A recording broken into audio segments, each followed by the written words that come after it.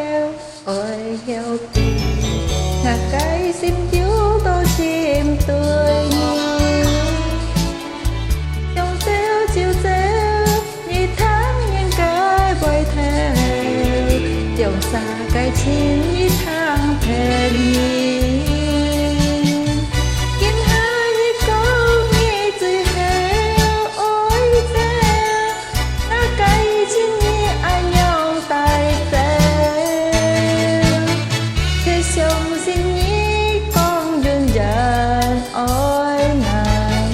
tóm mãi như bơi anh nhau thiên ngài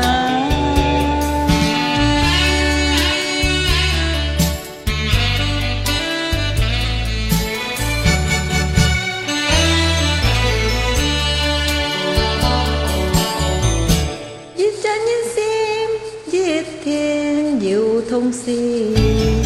một cái cô dấu